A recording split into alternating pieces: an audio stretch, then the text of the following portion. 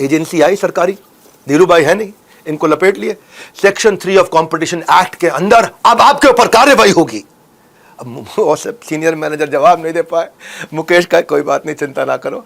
मुकेश अपने 2-3 वकीलों से फट से बात किया और उन सबको बिठा दिया, बोलो बैठो चाय पियो, आज आपको कमाल की बात बताता हूँ। छोटे 17 साल का बच्चा, सोचो आप, दिमाग कितना तेज चलता है। हाँ, समझ रहे हो आप वो साइकोलॉजी को समझो। कौन है मुकेश भाई, उसको पकड़ो, 17 साल का बच्चा, उनको कह रहा है चाय पियो, बैठो, बिस्किट खाओ, बैठो, मैं समझाता हूँ। हाँ, क्या समझाया उनको?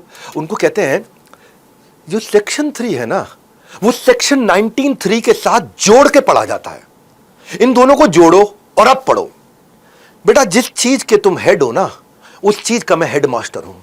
मुकेश भाई बोले, तुम जिस रेड मारने आए हो ना, मैं उस रेड मारने में तुम्हारा हेड मास्टर कैसे हूं, बात समझो। सेक्शन 3 अकेले पढ़ते नहीं, 19(3) के साथ में पढ़ते। बोले वो क्या? वो कहते हैं कि अगर मोनोपोली कर भी रहे हो भारतवासियों के कंज्यूमर वेलफेयर के लिए, आपकी प्राइसिंग स्ट्रैटेजी इसलिए है कि कंज्यूमर को लो प्राइस मिले, बेटर सर्विस मिले और प्रोडक्ट की अवेलेबिलिटी मिल जाए, प्रोडक्ट मिल जाए अच्छे से, और अगर भारतवासियों का फायदा हो रहा हो तो आप मेरे पे किसी भी प्रकार से कार्रवाई नहीं कर सकते।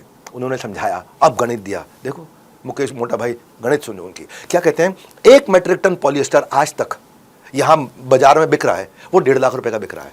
मैं जब 1 मेट्रिक टन पॉलिएस्टर लेकर के आता हूं तो मैं 1 लाख रुपए में लाता हूं। पहले तो मैं 1.5 लाख को 1 लाख कर दिया। अब उसके बाद 20,000 रुपए का प्रॉफिट रख के मेरा कंपटीशन भी बेचता है, मैं भी बेचता हूं। मेरा कंपटीशन बेचता है 1,70,000 रुपए में, मैं बेचता हूं 1,20,000 रुपए में। जो पॉलिएस्टर के साथ में जो टेक्सटाइल मार्केट में जो कपड़ा बनाने वाला है, जिसने कपड़ा बनाना है, उसको हर मेट्रिक टन के ऊपर 50,000 रुपए का बचत है मेरे साथ में। और वो बचत से हो क्या रहा है? बोलो क्या हो रहा है? बोले देश में औरतों को साड़ियां सस्ती मिल रही है, देश में आदमियों को सूट सस्ते मिल रहे हैं, पैंट सस्ती मिल रही है, शर्ट सस्ती मिल रही है। भारत आज भी गरीबी का देश है, अगर मैं उनको सस्ता कपड़ा दिला पा रहा हूं, हाँ, तो ये मोनोपोली में आप मेरे पर किसी प्रकार का कोई आधिकारिक कार्रवाई नहीं कर सकते। साड़ी क्या है मालूम आपको? ये गहना है आज हमारे देश की औरतों का, और उनको मैं लो प्राइस के साथ वो कंफर्ट दे रहा हूं।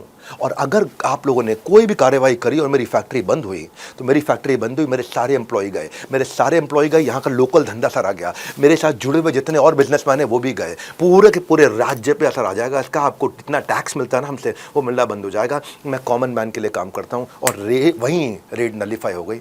तो red in Reliance made Mukesh ready for Reliance. ऐसा रेडी हो गया कि जब धीरू भाई आए ना, उनके रोंगटे खड़े हो गए। बोला 17 साल का बेटा मेरा पूत के पाँव पालने में दिखा गया। धीरू भाई ने बोला, तुम कह रहे थे ना तुम्हारे को जिम्मेदारी चाहिए। 18 साल की उम्र में बोर्ड मेंबर बना दिया उनको रिलायंस इंडस्ट्रीज लिमिटेड का। वो जो ऑफिसर आए थे ना, वो ऑफिसर वो सोच रहे थे कि रण में राजा नहीं है तो वार कर दो, लेकिन वो ये नहीं जानते थे मैदान में उसका सामना जिससे होने वाला है वो आगे चल के बिजनेस का बादशाह बनेगा। ये टाइकून इन मेकिंग मुकेश भाई अंबानी। मुकेश ने अपनी स्मार्टनेस से साबित कर दिया हम केवल लाभ नहीं भला भी करते हैं। हाँ, ये था red in Reliance which made Mukesh ready for Reliance.